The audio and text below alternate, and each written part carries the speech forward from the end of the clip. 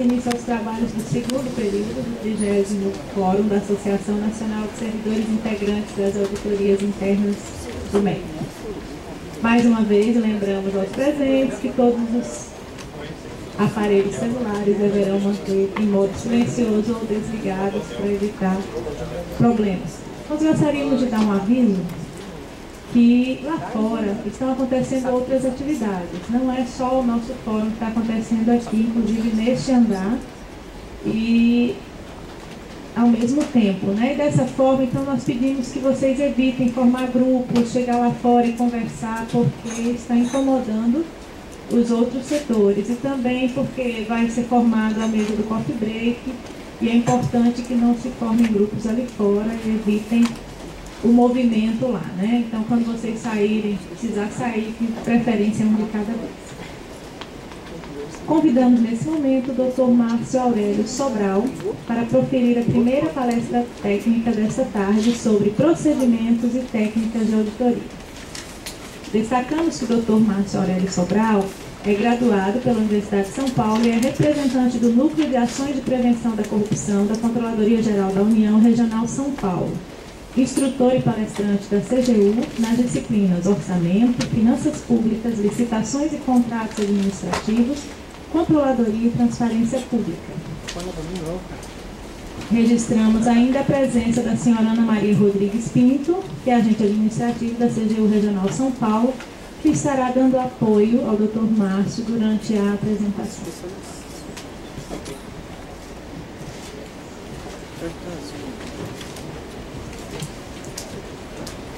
Olá a todos vocês, uma boa tarde. É um prazer para mim, para a gente da CGU estar aqui com vocês, que são os nossos parceiros do dia a dia nas unidades indiretas do MEC. E a gente negociou com a organização de vocês aqui uma palestra para a gente tratar sobre técnicas e procedimentos de auditoria.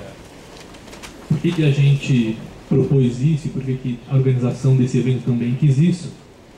Que a gente vai tratar hoje aqui sobre as técnicas de evidenciação, ou seja, quais são os melhores instrumentos para a gente conseguir evidenciar e dar substrato para as nossas constatações, sejam elas de aspectos negativos da gestão, sejam elas de aspectos positivos da gestão. E no segundo momento a gente vai tratar sobre os procedimentos de auditoria, que é uma forma que a CGU trabalha no sentido de, vocês sabem que a auditoria é muito vocês pegarem e verificarem os atos e fatos de gestão, comparando-os com um gabarito, comparando-os com um parâmetro legal, com um parâmetro normativo, com um parâmetro de boas práticas da administração pública. E como é que a CGU trabalha? Para que haja harmonia entre as atividades feitas na CGU, a gente secciona, a gente separa esse parâmetro legal, esses parâmetros em diversos procedimentos, para que se possa fazer análise, fazer comparação de períodos. Então, eu fiz uma análise de determinado período, seguindo efetivamente um procedimento de auditoria. No momento seguinte, no ano seguinte, no momento seguinte, eu faço de novo aquele mesmo procedimento de auditoria e eu posso conseguir elementos e informações a respeito da dinâmica da minha gestão, não só daquele momento específico em que eu faço a análise. Eu consigo verificar se houve, então, uma melhoria estratégica, uma evolução, ou até uma involução na minha administração. Tudo bem, pessoal? Pode passar, por favor. Então, vamos lá. A gente está falando de como que eu vou conseguir encontrar quais são as técnicas, as melhores técnicas para eu encontrar os chamados pontos achados ou os impactos de auditoria. Vocês, não sei como é que vocês tratam no dia a dia, na CGU a gente usa sempre a linguagem ponto de auditoria, mas na auditoria como um todo, nas normas internacionais, a gente pode chamar de pontos achados ou impactos de auditoria. Eles são os resultados conclusivos das análises que demonstram que dos atos e fatos examinados decorreram impactos positivos ou negativos da gestão. Ok? Então a gente não vai só na unidade de vocês, e vocês também não devem, quando forem abordar, ficar buscando só defeitos. Na verdade, a gente vai fazer uma análise da administração que possa concluir que houve melhorias ou houve irregularidades em propriedades. Então, os positivos, eles são as melhorias de gestão. e eles pressupõem a comparação com uma situação anterior. Exemplo, criação de indicadores de desempenho ou a utilização dos indicadores de desempenho da gestão em comparação com o período anterior, quando esses indicadores não existiam. Então, vocês têm lá os indicadores, que são os indicadores para as IFES, aqueles estabelecidos pelo TCU. Quando vocês examinam um determinado período, eles não atingiram os indicadores, ou não utilizaram os indicadores, ou não mensuraram adequadamente os indicadores. E num segundo momento de uma nova análise, isso passa a estar sendo utilizado, ou passa a atingir a meta, ou passa a mensurar adequadamente, vocês estão diante de um impacto positivo de gestão. É um ponto, é um achado de auditoria positivo. Ok? E a gente tem ali os negativos, que são classificados. Isso aqui está no manual de auditoria da CGU, que é a IN 01 de 2001. Ok? Que estão lá os impactos negativos, as chamadas impropriedades e irregularidades. Pressupõe a comparação de atos e fatos com aquele nosso parâmetro legal, parâmetro normativo, métodos e boas práticas de gestão. Então, faço aquela comparação e eu encontrei algo que é negativo. Por favor. Então, vamos conceituar impropriedade e irregularidade. A impropriedade consiste em falha de natureza formal, da qual não resulte dano ao erário, porém, evidencia-se a não observância aos princípios, alguns desses princípios, de legalidade, legitimidade, eficiência, eficácia e economicidade. Um exemplo disso é deixar de publicar o extrato de contrato no Diário Oficial da União.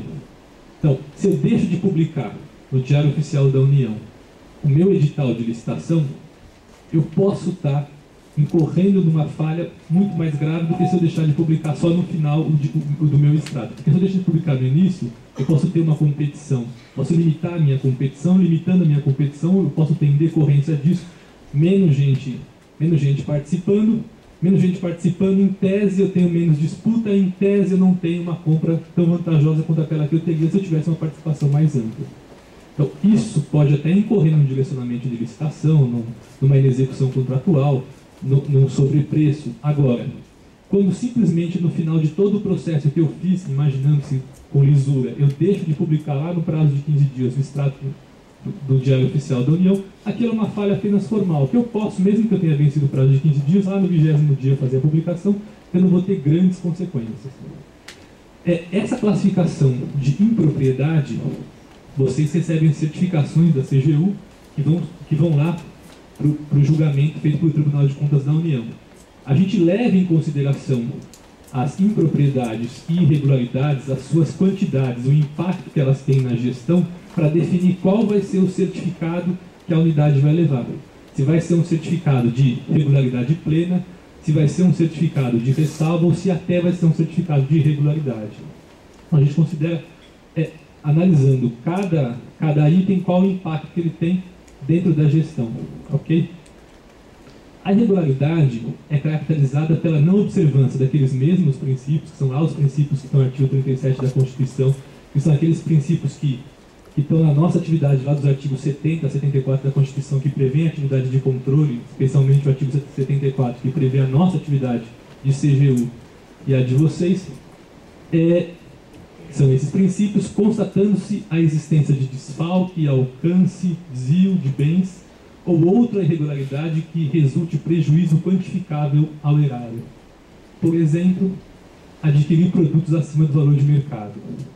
Então, quando vocês estão fazendo a análise de qualquer ato de gestão, qualquer fato de gestão, vocês têm que considerar o impacto que aquilo teve. Olha, é alguma coisa que não tem relevância, eu vou apontar. Até porque está lá na legislação e tudo mais. Só que eu tenho que dar um tratamento para aquilo com um peso completamente diferente daquilo que eu estou constatando, e aquilo é uma irregularidade, ou seja, aquilo teve um impacto negativo na gestão. Vamos imaginar, por exemplo, que vocês estão auditando lá na universidade, no instituto, todo mundo aqui é de universidade, instituto, FNDE, tem alguém que é diferente desses? Acho que é instituto, universidade e FNDE que está aqui. CAPES. Tá, ok. Então, vamos imaginar dentro de de uma universidade que seja, que faz lá pesquisa científica.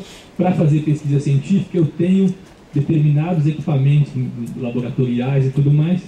Então, e aquilo tem um impacto, se o equipamento daqueles não está funcionando, se aquilo foi furtado, enfim, tem um impacto imediato em não conseguir fazer a pesquisa. Eu posso fazer toda a minha gestão corretamente, se aquilo não está funcionando, eu tenho um impacto que não me permite fazer a minha atividade finalística daquele momento, que é a pesquisa científica. Então, se vocês vão lá e vocês verificam que o bem foi furtado, ou que houve um sobrepreço, ou uma inexecução contratual em cima de alguma coisa que é fundamental para a atividade operacional da unidade, mesmo que o valor financeiro daquele desfalque, daquele desvio, daquele problema, seja de repente inferior a um outro, de uma atividade meio, de uma compra de uma atividade meio que não está impactando fundamentalmente a gestão, o peso que eu tenho que dar para um e para outra, ele é diferente. Ok? Se vocês olharem de novo na IN 01 de 2001, quando a gente vai opinar, a gente tem que considerar o tamanho do valor monetário desse rombo, desse desvio. A gente tem que opinar se aquela constatação, se aquele ponto negativo, ele é uma reincidência de pontos negativos que já foram apresentados. Então, se a unidade foi alertada e ela continua incidindo no mesmo erro, aquilo que poderia até ser uma impropriedade inicialmente, reiteradas vezes, aquilo pode se tornar uma irregularidade. Eu tenho que ver qual é a prática do julgamento do Tribunal de Contas da União. Então, por exemplo, a gente da CEJU, quando a gente vai certificar, não adianta eu ficar certificando uma unidade por irregularidade ou regularidade plena, se aquele ponto, quando for ser julgado por TCU, ele vai ser considerado diferente daquilo que eu estou inicialmente opinando. Então, eu devo também seguir a jurisprudência do Tribunal de Contas da União para efeito de fazer essa classificação entre propriedade e irregularidade e os seus impactos na certificação da gestão. Ok, pessoal, tudo bem? Eu não quero que seja só eu falando aqui. Se tiver alguma pergunta, vocês façam. Ok? Vocês levantam a mão e façam a pergunta para tornar o troço aqui mais dinâmico. Já tem uma pergunta ali.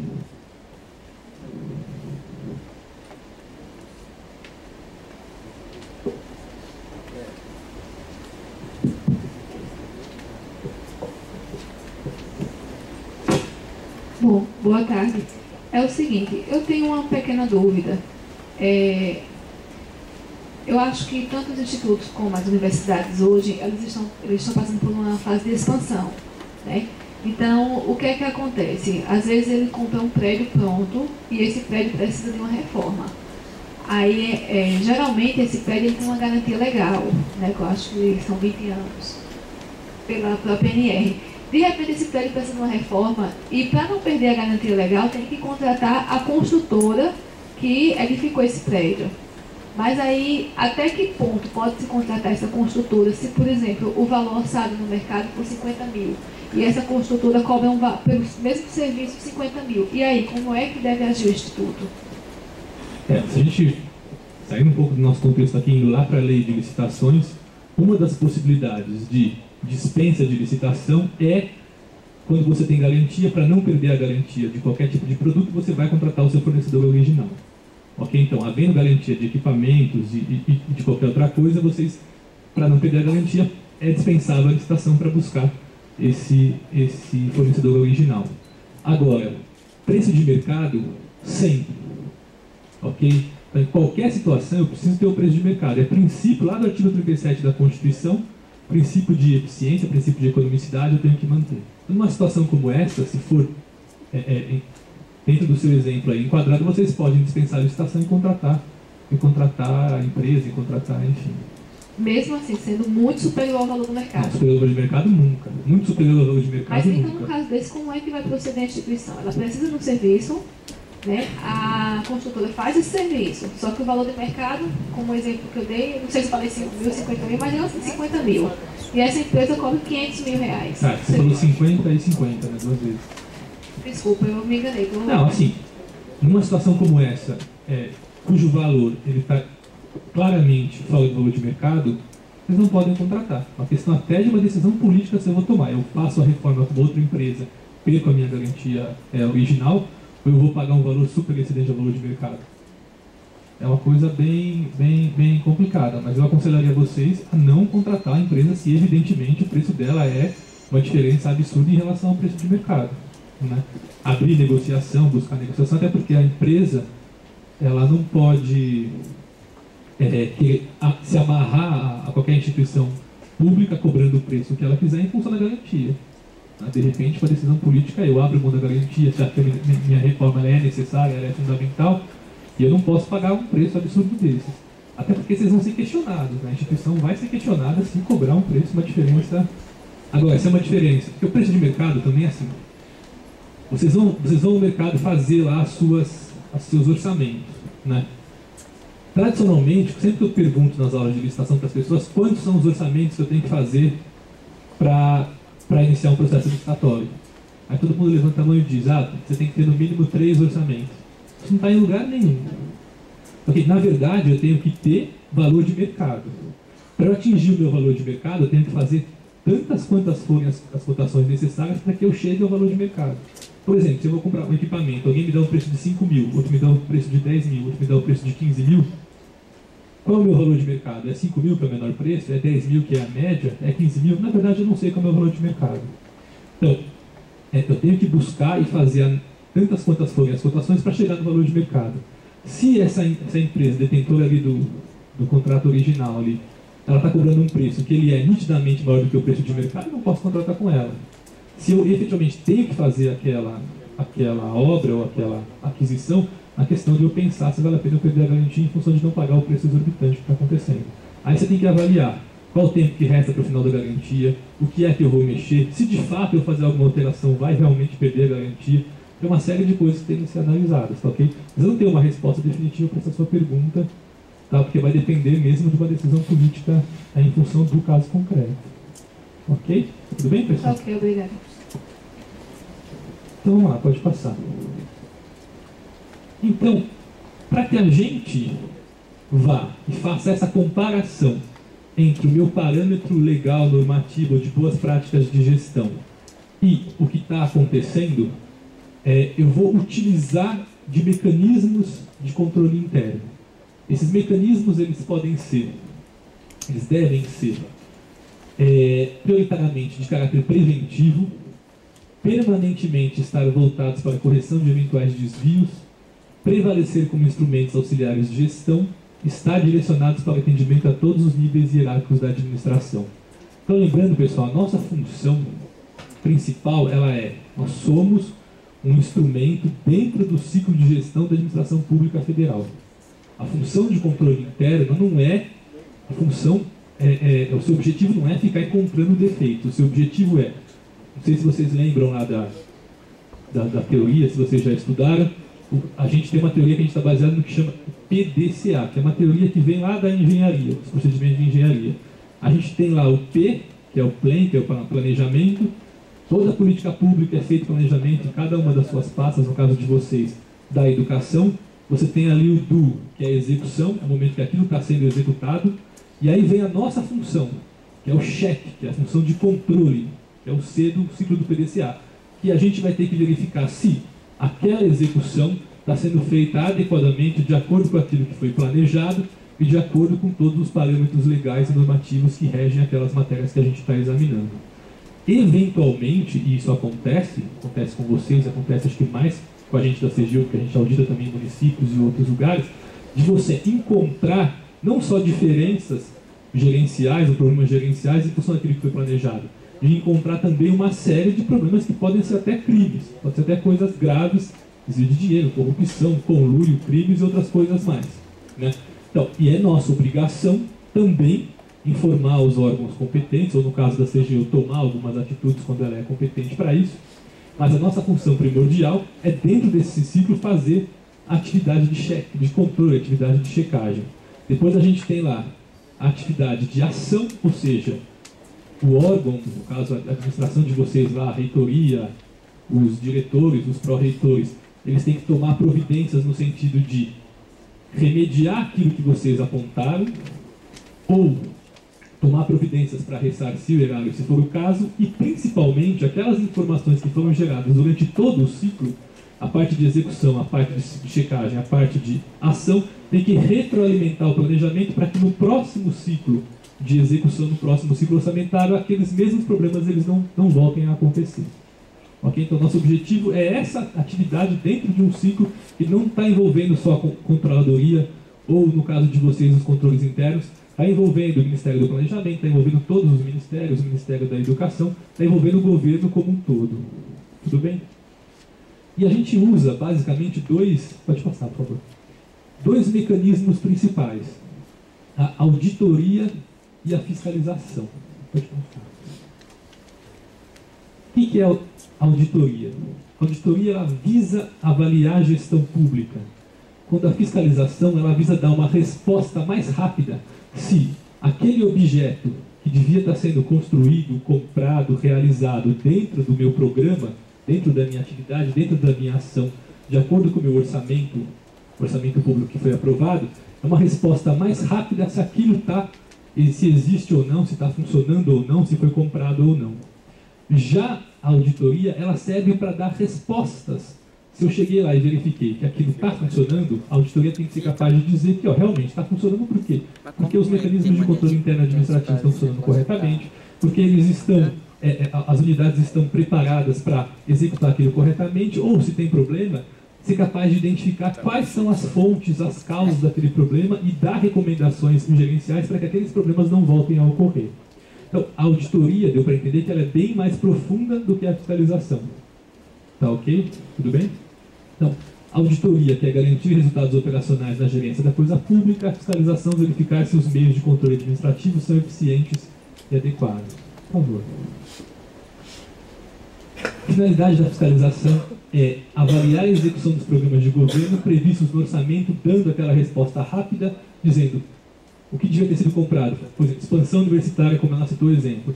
Aquilo está construído, aquilo foi feito, aquilo está funcionando, tinha um plano de expansão. Eu sei que os planos de expansão nenhum estão funcionando, acho que vocês devem, eu não sei, de algum instituto, que pelo menos daqui de São Paulo, uma coisa bastante atropelada para conseguir fazer essa expansão. Acho que nem é culpa, na verdade, dos institutos, das universidades, a decisão de governo de se fazer uma ampliação acelerada demais, sem estar preparado para isso. No caso do instituto aqui, não sei se aconteceu em outros lugares, incorporou uma série de outras escolas técnicas que foram feitas com os recursos do PROEP, né? Isso deve ter acontecido talvez em outros estados também. E aí de 2 campi, vocês passaram a ter 26, 28 campi de uma forma acelerada, contrata um monte de gente, embora as pessoas que tenham feito concurso agora e tal sejam capazes e tudo mais. As pessoas não têm know-how, não têm experiência, joga todo mundo nessas unidades novas e você não consegue fazer a expansão adequada, a expansão de forma correta. Então, é um problema que acho que até independe dos institutos, independe das universidades, mas a auditoria interna tem que dar respostas a isso. Ó, isso não está acontecendo corretamente. Quando eu digo que não está acontecendo, que a obra não foi construída, que os alunos não estão lá, que os professores não foram contratados, que não tem concurso público, eu estou utilizando uma metodologia que é de fiscalização para me dar uma resposta direta para esse problema, para essa constatação, para esse fato. Agora, se eu vou entrar no mérito de que, na verdade, tem a ver muito com a decisão política de governo, que foi atropelada, tem a ver que não tem capacidade operacional, não sei o que, eu estou fazendo uma auditoria, porque eu estou me aprofundando nos aspectos gerenciais que motivaram aquilo não ter sido executado conforme que foi planejado. Tudo bem, pessoal? Tranquilo?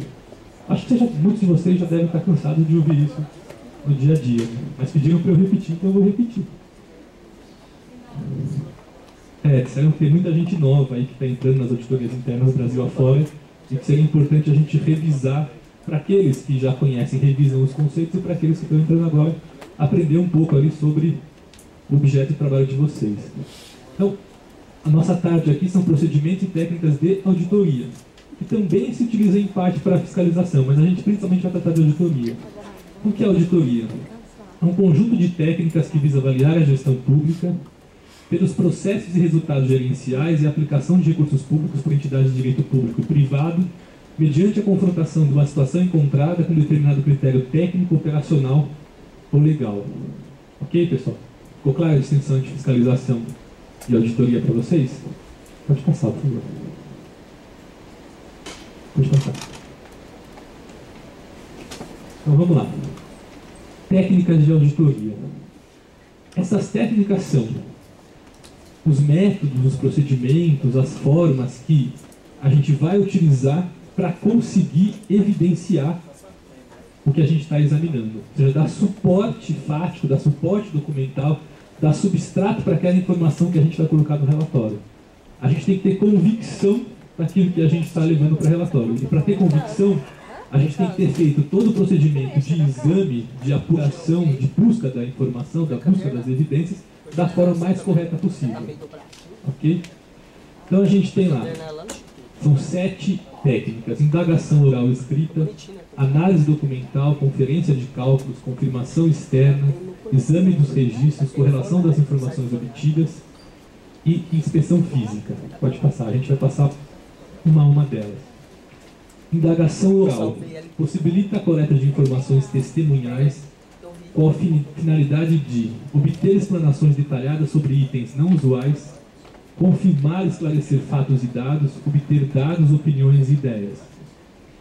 Via de regra, a administração pública é formal. Então, a gente vai fazer a maioria dos nossos comunicados com os gestores de forma formal. De forma formal é bem redundante, né? A gente vai fazer...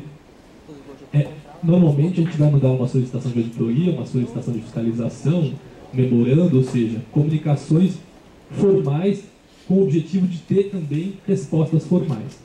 Só que vocês imaginam se a gente ficasse durante uma auditoria o tempo todo fazendo uma SA, vocês já devem estar cansados de receber SA da CGU e ter prazo de 1 ou 2 dias para responder, não sei o quê. A Vanida olha para minha cara, porque teve que responder tantas minhas já. Bem, só que a gente não pode ficar o tempo todo fazendo comunicação. De repente você tem coisas que são simples. Eu quero entender direito como é que funciona esse sistema. Me mostra não sei o quê. Eu não vou ficar o tempo todo dando uma comunicação, abrindo prazo para isso. Então eu faço uma indagação oral. Eu pergunto mesmo, me dirijo lá a quem detém a informação e faço ali uma série de perguntas. Agora, a resposta a essas perguntas não me dá aquele substrato necessário para que eu possa colocar. Eu cheguei para a Vanida, fiz uma pergunta para a Vanida me respondeu, eu levo isso para relatório. Possivelmente é muito frágil, né? Principalmente se eu estiver falando de uma constatação, de um achado de auditoria de impacto negativo, né? Eu me basear pura e simplesmente em testemunho de alguém. Tá ok? Principalmente quando esse alguém ele tem interesse naquilo que está sendo executado. Se ele é o gestor de determinado programa e eu faço com ele uma entrevista, e só com base na entrevista eu já coloco aquilo no relatório, e meu único substrato, eu não fiz nenhum outro tipo de exame, eu fiz outros exames e não cheguei às mesmas conclusões, mas eu vou lá e coloco só com base naquilo que foi relatado, eu não estou tendo segurança para afirmar aquilo. Tem um grande risco de ser rebatido facilmente no futuro. Muitas vezes a gente faz a reunião de abertura e o gestor diz, tem esse problema aqui na minha unidade, aquilo me serve como um norte, aquilo me ajuda, mas eu tenho que buscar evidências mais profundas, evidências documentais, evidências e registros de sistemas e tudo mais, que me deem segurança para colocar aquele testemunho da reunião de abertura de fato no relatório. Agora, tem situações em que eu vou tratar de um beneficiário de um programa de governo. Vamos imaginar, por exemplo, a gente da CGU vai auditar lá o programa Bolsa Família. Eu não tenho como exigir das pessoas respostas formais, documentos, registros. Agora, aquelas pessoas, elas são beneficiárias, elas não são gestoras do programa. Ou, por exemplo, quando vocês estão auditando, por exemplo, um convênio com uma fundação de apoio, o objeto desse convênio com a fundação de apoio é a capacitação de servidores públicos, capacitação de professores, e quando eu chego e eu trato e faço uma entrevista com esses capacitados, né, eles não são gestores daquela atividade. Então o testemunho deles tem uma chance muito maior de não ter nenhum interesse e ser muito mais verdadeiro do que se eu estivesse fazendo uma entrevista com quem contratou o curso, com o setor que contratou o curso. Então, muitas vezes a gente faz isso, a gente faz uma série de entrevistas com beneficiários de programas de governo, com gente que recebeu capacitação, e aquelas respostas, vamos imaginar, eu fiz uma vez um trabalho de capacitação do Ministério do Trabalho, aqui no estado de São Paulo, e a gente começou a ir nos lugares e percebeu que várias das notas fiscais que ela apresentava, era assim, o recurso vinha para uma Secretaria do Estado de São Paulo, Secretaria de Relações do Trabalho, e ela fazia um subconvênio com uma série de instituições, sindicatos e várias outras instituições, para dar cursos de capacitação para gente que estava em situação de vulnerabilidade social, que precisava, com risco de perder emprego ou desempregado.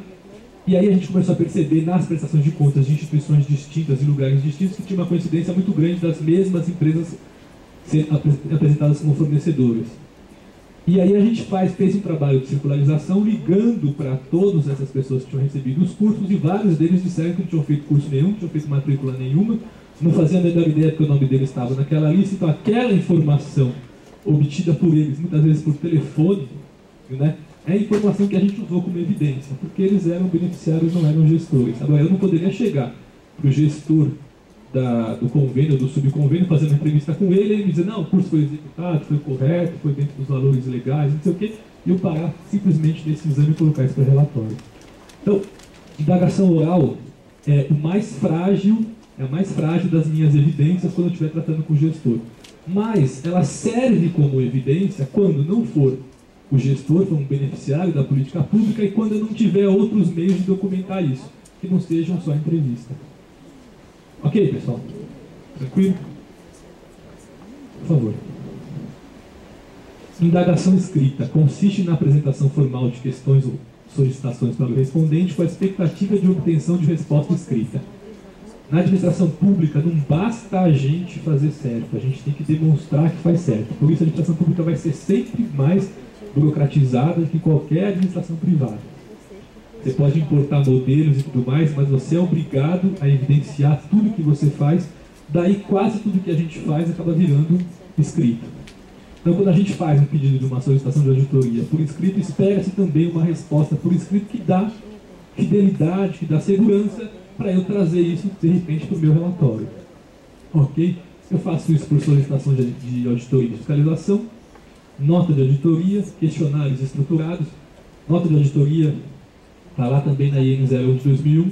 Nota de auditoria é o seguinte: eu utilizo uma nota de auditoria quando eu preciso fazer a comunicação de algum fato que não possa esperar o término do relatório ou que seja meramente formal e que eu não queira levar para relatório. Os dois exemplos. Vamos imaginar que vocês estão lá auditando e vocês verificam que no meio do processo de auditoria tem ali uma série de pessoas que estão recebendo adicional de insalubridade, mas ele trabalha lá na parte administrativa, não tem nada a ver com o hospital, não fica nem no mesmo prédio da universidade que vocês estão vendo, mas aquele pessoal recebe adicional de insalubridade. Ou vocês estão auditando e verificam que as pessoas que estão recebendo o auxílio transporte não fazem jus àquele auxílio transporte. A folha de pagamento vai rodar lá pelo dia 20 e pouco, e essas pessoas vão receber novamente esses valores de insalubridade e de auxílio transporte. Só que o meu relatório de auditoria eu vou terminar depois desse prazo. Então, durante o meu trabalho, eu emito uma nota de auditoria para que o gestor tome providência no sentido de tirar aquelas rubricas financeiras da folha de pagamento daquele ou daqueles servidores, para que não faça pagamento, até porque a gente sabe que ressarcir é muito mais difícil do que a gente agir de forma preventiva e eliminar antes. Então, nota de auditoria eu uso para isso. Ou, se é alguma coisa meramente formal. Por exemplo, a gente tem lá uma série de regramentos lá da Lei 9.784, que rege os processos administrativos, de rubricar processo, numerar processo, carimbar em branco atrás e não sei o quê. Se a gente encontra isso daí, de repente não vou botar isso para relatório, é uma coisa que não tem relevância. A administração pode, em qualquer momento, ir lá e fazer os ajustes no processo. Eu posso fazer uma nota de auditoria para comunicar. Tem esse pequeno problema aqui, tomem providências, mas eu não vou nem levar isso para relatório, porque ele é irrelevante para avaliar a gestão. Ok, pessoal, tranquilo? Uma pergunta ali. Ela levantou primeiro, depois aqui, tudo bem? Rapidinho, e quando o gestor não se manifesta em relação à nota de auditoria? Por exemplo, é algo formal. Aí a gente estipula um prazo, só que o gestor não se manifesta. Qual é o tratamento? Ok, ela falou quando dá a nota de auditoria e o gestor não se manifesta em relação àquela nota de auditoria, não dá nenhum encaminhamento para aquilo que foi apresentado. Isso pode virar um ponto. Vocês podem colocar isso no relatório de auditoria. Incluir em relatório. Até porque, vou imaginar, vocês pegaram, quiseram agir de forma preventiva e apontaram na nota de auditoria que, olha, antes que a folha de pagamento rode, tira essas rubricas porque as pessoas não fazem jus a isso. Está claro, está evidente, vocês têm certeza disso. Ele foi simplesmente ignorou e gerou mais uma folha de pagamento. Às vezes, eu não vou entrar no mérito de qual foi a unidade daqui de São Paulo, mas tem unidade que estava pagando auxílio de insalubridade para todos de forma indiscriminada, mesmo aqueles que não tinham relação nenhuma com o hospital. Então não significava um ou dois servidores que se rodasse a folha de pagamento, significava um valor de alguns milhares de reais por rodar aquilo. O Tribunal de Contas da União, ele é bastante, como posso dizer, ele não determina que você faça descontos nas folhas de pagamento. Ele aceita muitas vezes se recebeu de boa fé, se a pessoa não agiu, vamos imaginar que a pessoa não foi ela que provocou receber uma insalubridade, ou que ela era consciente de que ela não merecia receber aquela insalubridade. Ele muitas vezes aceita que os pagamentos cessem dali para frente, mas que os pagamentos que já foram feitos, que não precisa ressarcir. Tem várias decisões, uma jurisprudência reiterada do tribunal nesse sentido. Então, se o gestor, ele simplesmente ignora esse fato e deixa que rode novamente a folha, significa que talvez eu perca aquele dinheiro, porque ninguém vai me ressarcir depois. Então eu levo para relatório. Ok? Só os aspectos formais, talvez da numeração de folha, outras coisas, mas talvez eu não leve para relatório. A não ser que, seguidamente, ele continue ignorando isso e que, principalmente, por que os processos não é uma coisa, um fim em si mesmo? Por que tem que numerar processo, botar a folha em branco e tudo mais? É para que a gente, ou qualquer pessoa que vá analisar o processo, tenha segurança que aqueles são os atos na ordem cronológica da ocorrência dos atos, né? Para dar segurança sobre aquela informação, porque aquela informação a gente vai utilizar para uma série de outras conclusões que vão ser tomadas. Por isso que você tem que ter segurança sobre a informação de processos, de sistemas e tudo mais, para que a gente tenha segurança no que vai examinar, ou para qualquer pessoa tenha segurança no que vai examinar. Não é um fim em si mesmo. Então, se reiteradamente os processos estão naquela bagunça e está começando a dificultar eu ter a certeza de que aquilo é fidedigno, real, eu devo para levar isso também para relatório. Ok? Por favor.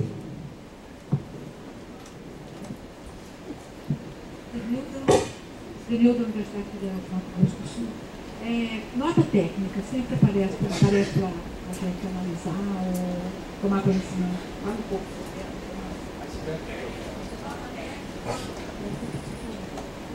ela. Assim, nota de auditoria é um instrumento de comunicação de resultados ou de solicitação de informações que está previsto como norma de auditoria interna, como norma da CGU, como norma de vocês que estão vinculados tecnicamente à CGU.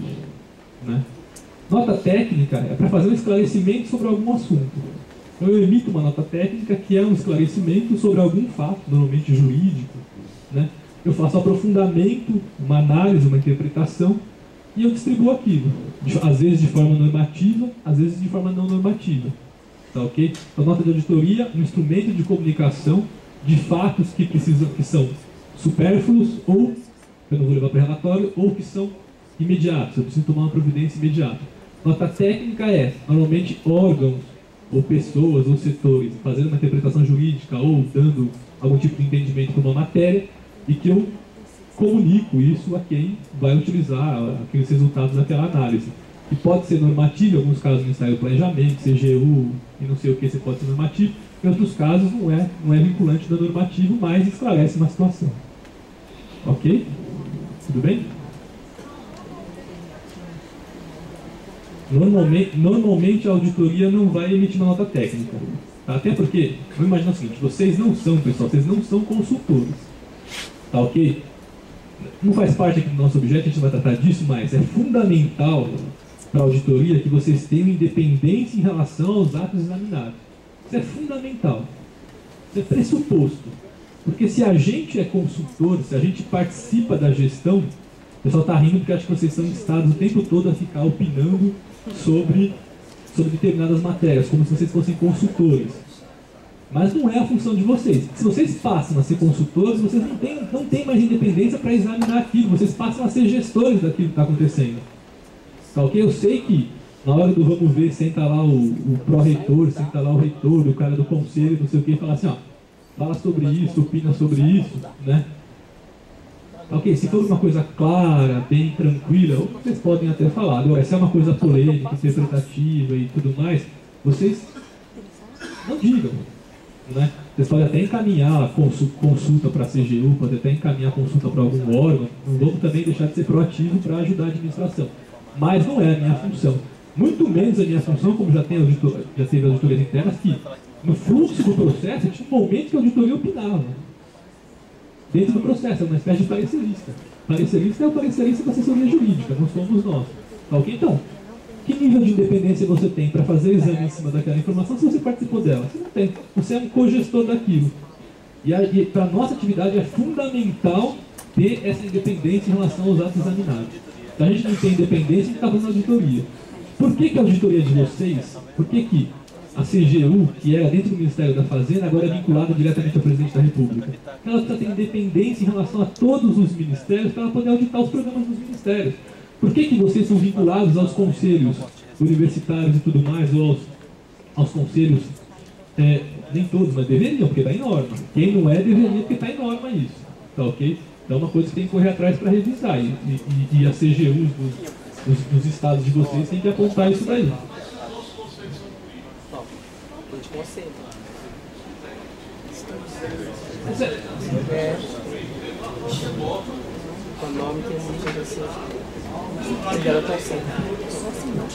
Mas os conselhos e os feitores também são eleitos. Também é político. O feitor não é técnico, também é político. A ideia é que você esteja vinculado ao órgão máximo da instituição. Que você seja um instrumento auxiliar ao órgão máximo da instituição. Mas, como se você fosse vinculado ao reitor que fosse, também seria político, porque ele é eleito. Ok? Pode fazer a pergunta. O que acontece de fato, a gente vem tendo essa discussão aqui no FONAI, e a CGU no Rio Grande do Sul, criou o FORAI, o Monteiro. O FORAI lá é o Fórum Regional dos Auditores Internos. Do AI. Bom, e eles mandaram uma solicitação de auditoria, acho para todo mundo agora nos últimos meses, sabendo da vinculação das unidades de auditoria interna. No decreto 3591, lá em seu artigo 14, ou 15, 14, né, diz o seguinte, que as auditorias ficam vinculadas aos conselhos de administração ou unidades equivalentes. Bom, nós não temos culpa, né? Nós não redigimos aquela IN01, e aquele decreto, desculpa, mas não existe conselho de administração. Conselho de administração existe numa Petrobras, numa companhia siderúrgica nacional. Na universidade nós temos os conselhos superiores. Só para ter uma ideia, o nosso instituto ele tem hoje 9 campos ativos, teremos 13 dentro em breve, até o final do ano. Em cada campus vai o diretor, é membro do Conselho Superior, um docente, um discente, um setor técnico administrativo, representante da sociedade civil organizada, 2, representante sindical, 1, representante de ex-alunos, 2, e por aí vai. É um conselho lá de mais de 60 pessoas. E é um conselho que ele é político, está no nosso estatuto, inclusive. Né? Aí nós vamos ter lá o colégio de dirigentes, como muitos institutos que estão aqui presentes, que são as pessoas que nós enviamos SA, pró-reitores, diretores de campi, né? Então nós entendemos que não tem como a auditoria ficar vinculada, respondemos isso à CGU, inclusive, de ofício, que como não existe conselho de administração, nem tampouco conselho equivalente, nós seguimos vinculados ao reitor da instituição. E nesse fórum, aqui nesse FONAI, eu disse já para o Monteiro, externei o Monteiro e vários colegas aqui, a gente tem uma grande expectativa que a gente já tem um amadurecimento, uma caminhada de 19 anos para ver. Né? Porque eu faço referência aqui ao artigo 15 do mesmo decreto, que é a supervisão técnica e a orientação era CGU. A supervisão técnica ela realmente ocorre. Tu me desculpa assim, mas eu preciso ser franco e dizer, mas acontece o que? A cobrança. Quando tu precisa do apoio, de fato, o auditor lá na ponta, lá, que é colega, que é da instituição, que é servidor daquela instituição, muitas vezes, como falou o colega, o tubo é tirado do braço, né? Então ele te dá opinião, ele te dá ajuda, as pessoas lá no Sul nos ajudam bastante, mas normalmente é numa conversa, por telefone, ou numa reunião, mas não é formalizado, entendeu? Esse posicionamento. Não, resolve tu com o teu gestor lá. Então, eu acho que está mal isso. E espero sair com essa resposta daqui. Me permite só complementar, porque esse assunto, inclusive, eu já provoquei lá na Secretaria Federal. Tá? Seguinte, o Conselho Universitário definitivamente não é o Conselho de Administração. Basta pegar recente regimento interno que foi feito para o Correio, foi constituído, né? E a definição é clara: Conselho Técnico é um Conselho de Administração escolhido ou eleito com qualidade técnica suficiente sobre a matéria que vão apreciar. Então, discentes, com todo respeito, alguns docentes também, com todo respeito, técnico não, que tem, de certa forma, conhecimento da burocracia, entende a burocracia, né? Pode entender sobre assuntos de auditoria. Mas esse conselho, que é consultivo e deliberativo, não pode realmente atuar em cima da auditoria, porque senão a auditoria não vai fazer nada. Quando servir para o dirigente, ele está apoiando. Quando não servir, vai criar um trauma. Então, esse é um assunto que está colocado na Secretaria Federal de Controle por mim. Nós vamos voltar o tema lá com o Roriz, agora depois desse fórum, porque ele disse que o próprio Luiz Gonzaga disse que era possível mexer no decreto com relação à educação, né? Porque aí fica bem claro que nós não temos conselho diretor. Por isso eu me permito ter entrado, até porque senão a gente vai levar uma ideia, né? Porque até então a gente achava que o Conselho Superior era aquele conselho tratado no decreto, não é. Ok. É que assim, o cerne, o princípio de tudo isso é de que esteja vinculado ao dirigente máximo, seja conselho, ou seja reitoria, para que vocês tenham independência em relação ao que vocês vão examinar e principalmente em relação a todos os demais. Isso não significa, pessoal, que vocês vão ter subserviência em relação... A gente, por exemplo, da CGU, embora a CGU seja um órgão que o ministro ele é demissível e tudo mais, a gente, eu estou falando enquanto servidor de carreira da CGU, a gente busca o tempo todo fortalecer a nossa ação como uma ação de Estado, não uma ação de governo. E a gente tem uma série de projetos e coisas de lei orgânica, de busca de prerrogativas dos auditores da CGU, no sentido de fazer valer a questão de Estado acima de qualquer questão de governo. Para a gente não ficar subserviente, para a gente não se ajoelhar em função da vontade política, que muitas vezes ela é contrária à vontade de Estado, à vontade geral da sociedade.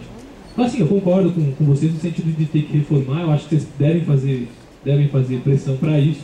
Tem uma parte lá que eu acho que, fazendo uma meia-culpa da CGU, tem uma parte que diz lá, quem vai ser indicado vai ser sabatinado pela CGU. E depois quem vai sair também da auditoria interna vai ser sabatinado pela CGU. Então, por isso que eu faço a meia-culpa. Assim, muitas vezes, a gente normalmente corrobora a decisão que está tendo lá sem muito discutir se realmente aquela pessoa que está saindo não estava fazendo, de repente, um excelente trabalho por isso que está saindo, ou se aquela pessoa que está entrando não tem capacidade nenhuma para isso. Né? A gente já, infelizmente, encontra aí uma série de pessoas que não tem. A auditoria interna, de uns anos para cá, tem melhorado um pouco a qualidade e tudo mais, mas antes pegava qualquer pessoa e falava, você vai ser auditor interno, você tem aí 28 instituições, você tem duas pessoas na auditoria interna, é completamente impossível. Vocês vão passar o ano verificando as recomendações da CGU e do TCU, não vão fazer nenhum trabalho de vocês. Nem adianta eu falar para vocês como é que faz isso daqui, vocês não vão fazer nada, vocês vão passar o ano, entregou isso, plano de providências, entregou, cumpriu, manda para a CGU, manda o comunicado. Vai ser só para forma.